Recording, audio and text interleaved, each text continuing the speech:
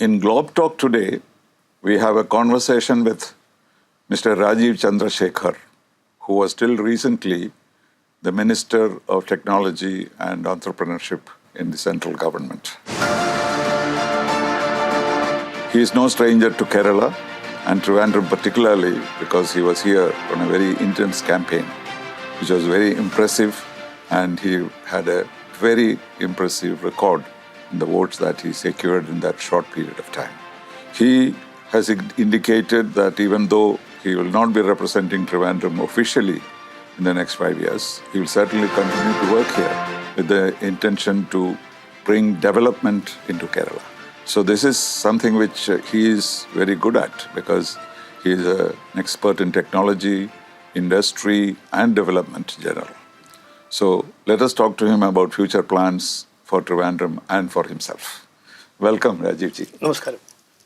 The elections are over and the votes that you secured were very impressive. And so it is not considered to be a failure in that sense. And you have also taken it that way and continues to think that you have a role to play here. What shape will it take? How much time will you be able to spend in Trivandrum? How much will you be able to involve yourself in the development of Kerala? What will be the mechanism of it? 3.5 lakh people of Tiruvandhuram, when they warmly welcome you after having just met them for 35, 37 days, I certainly don't consider that a failure. I consider that an honor, privilege and a blessing. I have no intention of walking away from that affection. I have certainly made it very clear. I see politics as public service. I got into it in 2006, many years ago, as an extension of my desire to serve the country and the people. And that is very deeply embedded in my DNA. Winning and losing an election is not so material in terms of my desire to continue to serve the people of Tiruvandhuram. And in a lot of ways, that is catalyzed and doubled and energized by the fact that, like I said, in such a short period of time, 3.5 lakh people of this beautiful city decided to give me affection, support me and embrace me. And I have a very clear vision, for want of a better word, of what Tiruvandhuram has lagged and lacked for many years and decades. That is very clear in your vision statement. Yes, so I will work very hard. I have had a reasonably good track record of delivering on what I promise. And I will continue to work hard, albeit in a slightly different role. Earlier, I used to be an MP, I used to be a minister. Now I will be a public servant serving the people of Tiruvandhuram, working closely with the Narendra Modi ji government. Yesterday, Princess Lakshmi Bai talked about you as an honorary MP of Trivandrum. These are things that make me very emotional because, like I said, just by after 37-40 days of having campaigned here, if people can shower me with those kind of honors and those kind of that kind of love, the truth of what I said before the elections is this true and holds good today, which is that Prime Minister Narendra Modi ji has an absolutely clear vision for development of all our states, including Kerala and including our proud Anantapuri Tiruvandhuram district. So in this context, let me congratulate you on the award that you received yesterday. Yes. In the name of Sri Jitiratirna. The love and affection shown to me during the campaign wasn't enough. This honor, in a sense, redoubles my own motivation to continue to serve and will continue to serve not just today, but on an ongoing basis, the people of Tiruvandhuram. And this is not a small honor for me. I have got many awards in the past. I have been recognized in many different forums. But to be given an award that bears the name of such and a whose legendary, legacy you would like to continue. Yes, whose legendary contributions to this great district and the this modern exactly. Yes. So that is certainly inspiring to me, and it energizes me. It's like a battery to energize my own effort. Looking at technology in Kerala, you must have made an assessment as to why we have not done as well as we should. Can you identify certain issues which you have noticed? And I want to be blunt, Ambassador. I think the Kerala economic model is broken.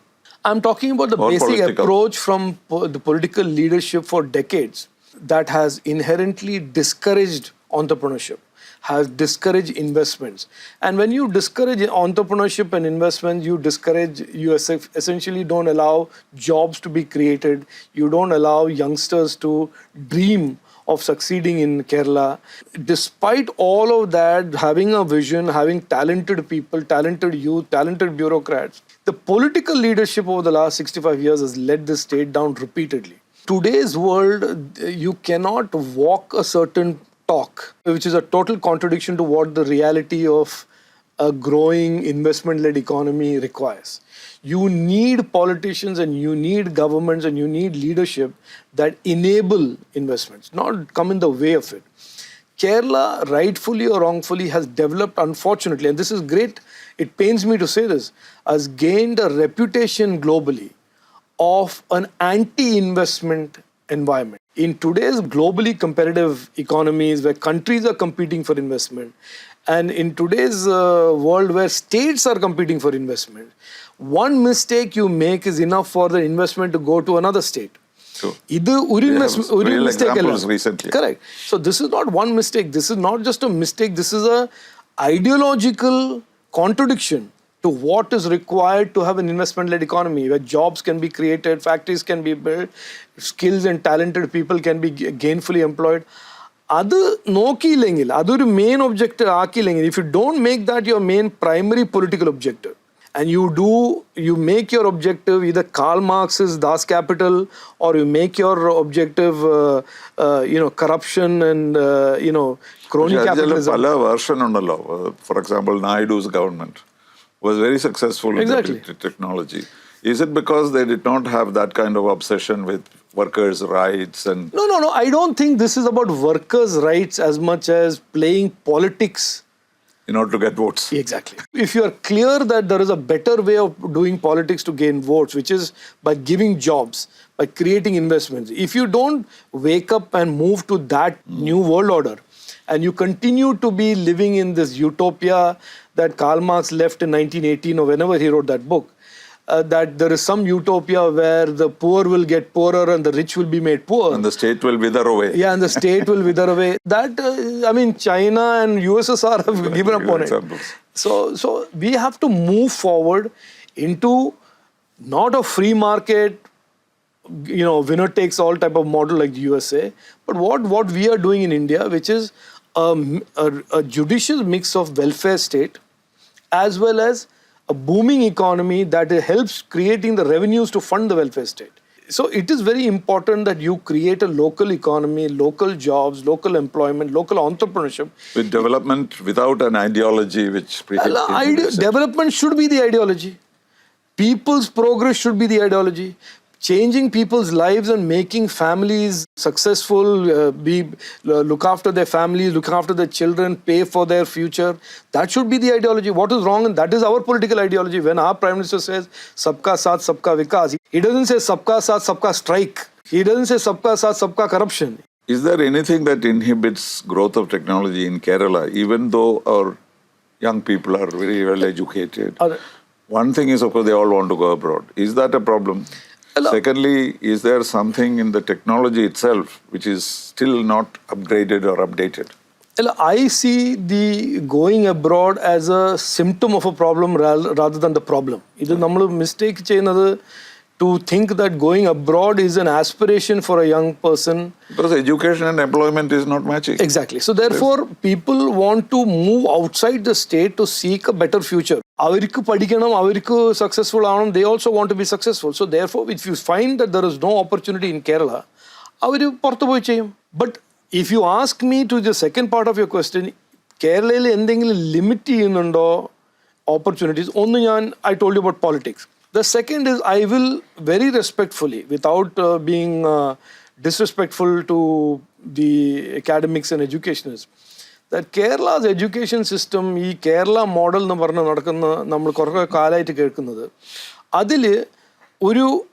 contemporary investments in labs, technology that create contemporary skilled and employable students. The investment in education is so low. We say that even though the education investment is so low, but our grades are like European model. But that is a false notion. A student who simply comes out of an engineering college or does a diploma or does a BCA is not enough. Right. He or she must have these skills.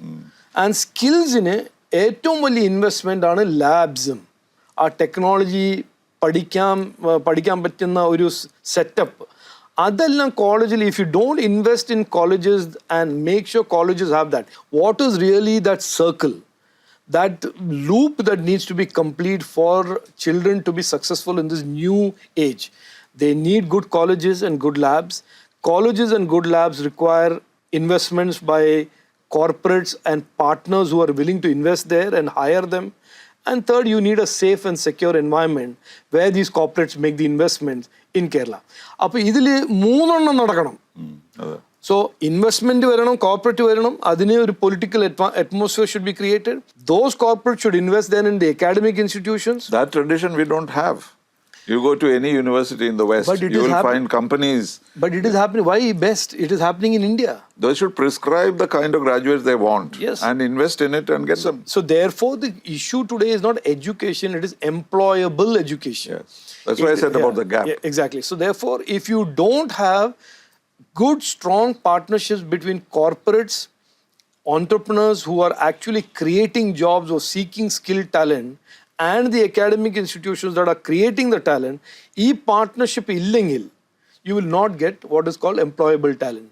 And in Kerala, the irony is we have so many talented youngsters, but because of this ideological problem with some of the political parties that have been government, you don't allow corporates to come in. Why is it that today 37-40% of undergraduate seats in Kerala colleges are vacant?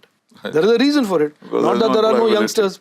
അവർ പറഞ്ഞു ഇവിടുത്തെ കോളേജിൽ പഠിച്ചാൽ എനിക്ക് ആ skill കിട്ടുന്നില്ല. I am not getting those kind of skills that an Infosys wants or a TCS wants or these multinationals semiconductor companies. But the industries, it suits them because they don't have to invest in education at all. They come and the so-called recruitment, No, so therefore that is the other point. They pick up your best students and go away. Yeah, so therefore that is the point on tech, which is that tech today, there is a ITES layer, and there is much more complex areas which is called the technology and innovation ecosystem. And it is no longer just about ITES, it is no longer just about BPOs, the opportunities that are being created today. There is a concept called GCC, Global Capability Centers. Right. And there is something called our Global R&D Center. There is not one global technology company in the world today that does not have a GCC in India or that does not have a global R&D center in India. Other high-end work, the youngsters have to be trained, skilled, have exposure to labs, have exposure to capabilities, artificial intelligence, robotics, all kinds of different types of programming, coding at the highest levels of designing systems and semiconductors. There are so many different opportunities. Our youngsters must be given an opportunity to grow as this ecosystem grows. Unfortunately, that is not happening. Like I said, for that, there is a partnership between academic institutions, labs, and an industry that is very, very essential. And that is one of the things that I had said in my manifesto, that I want to do something called the Trivandrum Research and Innovation Cluster, TRIC, built around these 4 or 5 central government institutions that are today in Tirunelveli, and bringing corporates and bringing students and academic institutions into that cluster, and then creating research and innovation and entrepreneurship. In fact, there are several research institutions in the state, but they don't even coordinate.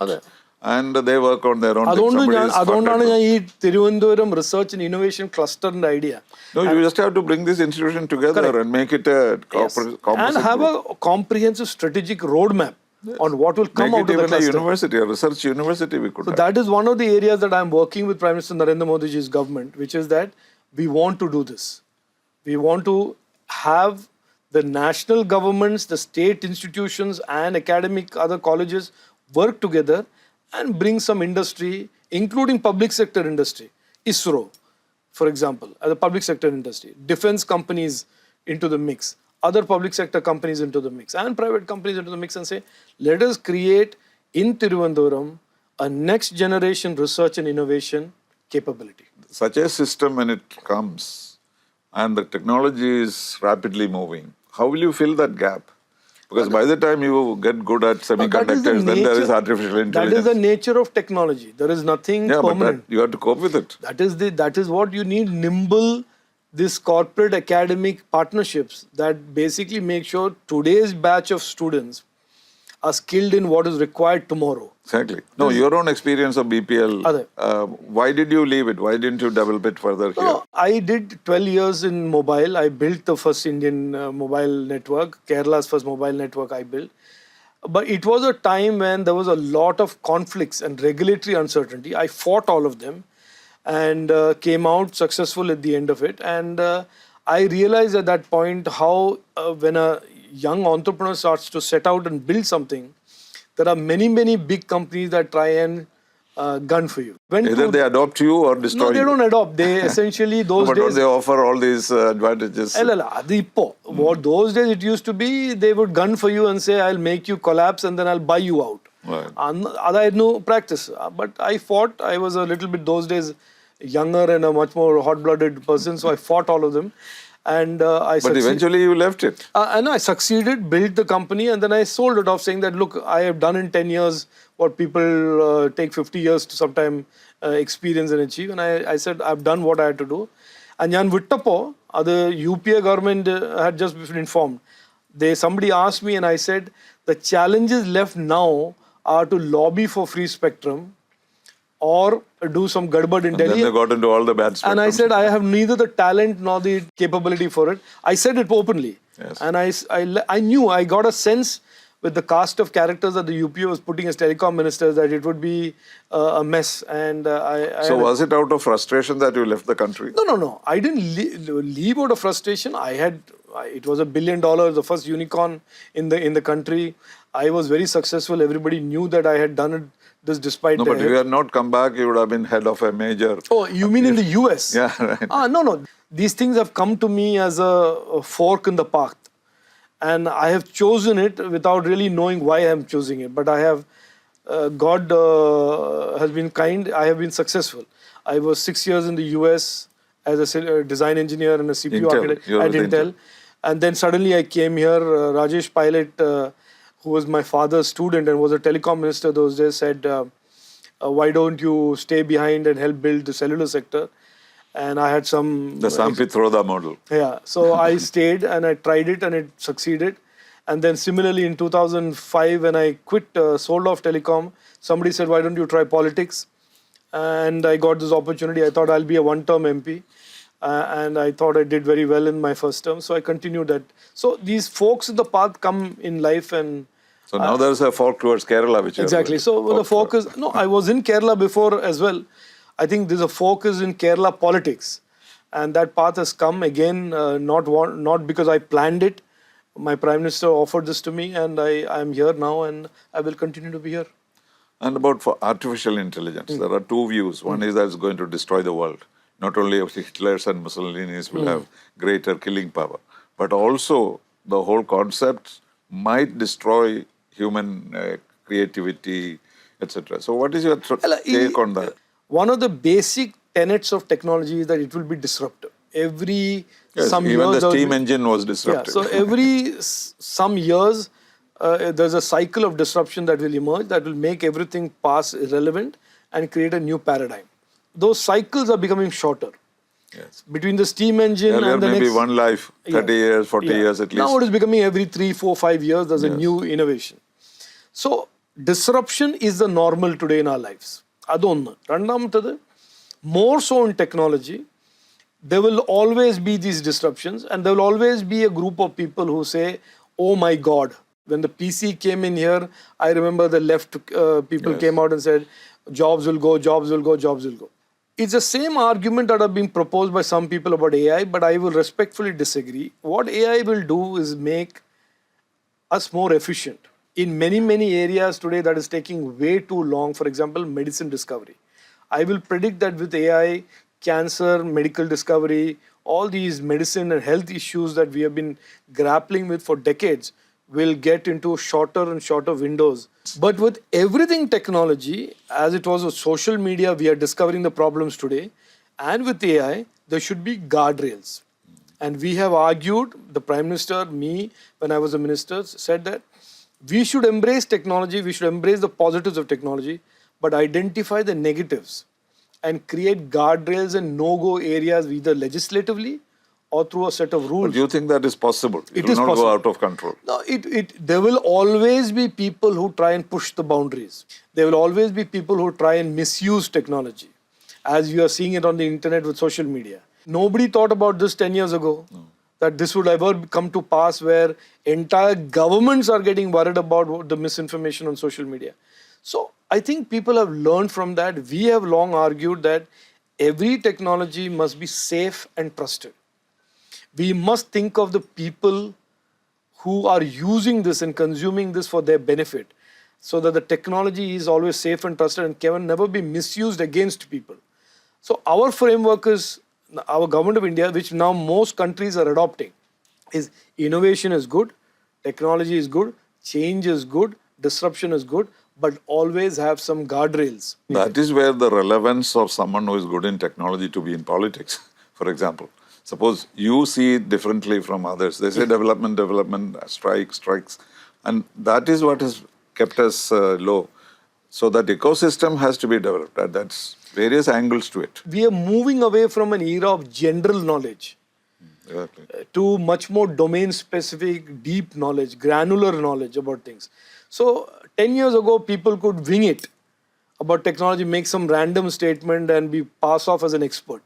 Today, you can't, because a 20-year-old or an 18-year-old today knows more about technology than anybody with any gray hair will know. I always used to say when I was in government to all the bureaucrats, don't patronize youngsters and say that we will mentor you.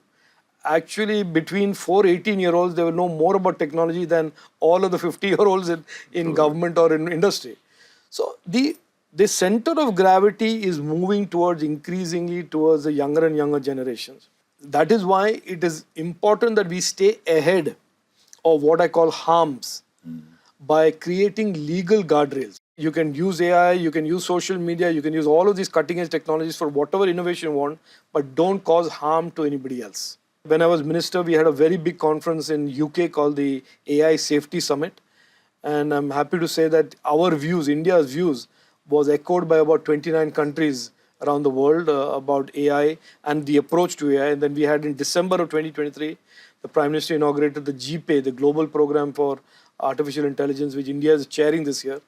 And every country said, no, India should take the lead in prescribing this global protocol on how to make sure we capture the good of technology and AI, but prevent the harm and the misuse.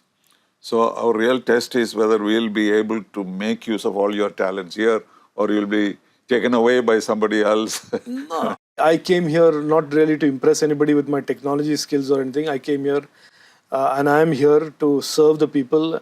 And some of the issues have nothing to do with technology. People who don't have homes, but they don't have water. People who are living... That's another level. Yeah, that is... So there are some basic living issues of a lot of people that I must address. You have been talking about a 100-day program. You are looking forward to that. It's not so much for the public as much as for myself. Giving myself a discipline that next 100 days I must do this, and then the next 100 days do this, so that people know that my commitment to public service is real and not just a phrase or not just a statement. I will certainly work hard, like I said, to repay the trust that people have given me. Best of luck. Thank you. Rajeev ji. Thank you. আমাদের video ভালো লাগলে like এবং share করুন। Comment সেকশনে গিয়ে জানান আপনাদের মতামত। আরো ভিডিও পেতে আমাদের চ্যানেল সাবস্ক্রাইব করুন এবং প্রতি মুহূর্তে খবরের আপডেট পেতে প্রেস করুন বেল আইকন।